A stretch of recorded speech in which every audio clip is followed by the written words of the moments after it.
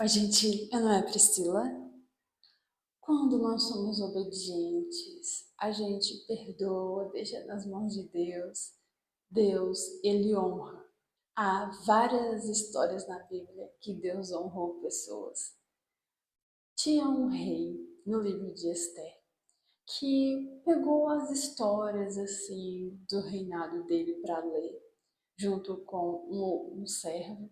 E o servo leu para ele que Mardoqueu ele denunciou dois homens inimigos do rei e salvou o rei, que os homens estavam conspirando contra o rei. E esse próprio rei falou: Mardoqueu fez isso, o que fizeram para honrar ele? O servo que estava lendo a história falou: nada, não fizeram nada. E sabendo disso, o rei falou que queria honrar Mardoqueu. E não é que o próprio inimigo do Mardoqueu, Amã, estava passando por ali e o rei falou para Amã honrar Mardoqueu. Então Mardoqueu foi honrado pelo próprio inimigo. Mardoqueu subiu num cavalo e foi coroado com capa e tudo mais.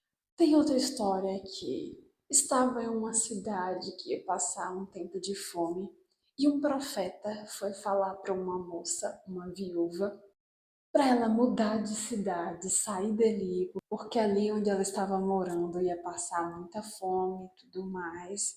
Então ela foi obrigada a parar a vida dela, mudar de local para tentar sobreviver.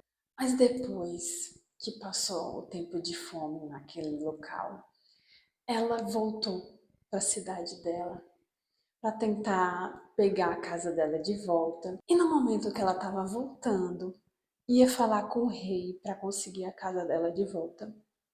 Esse mesmo rei estava ouvindo a história dela mesma, dessa viúva, porque a história dela, ela passou o tempo de necessidade, o filho dela ressuscitou e o rei estava muito animado com a história dela.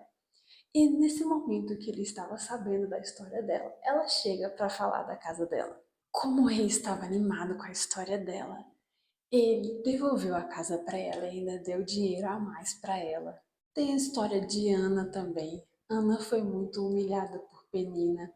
E Penina tinha muitos filhos e Ana era estéril. E Ana queria muito o milagre de Deus para ter um filho.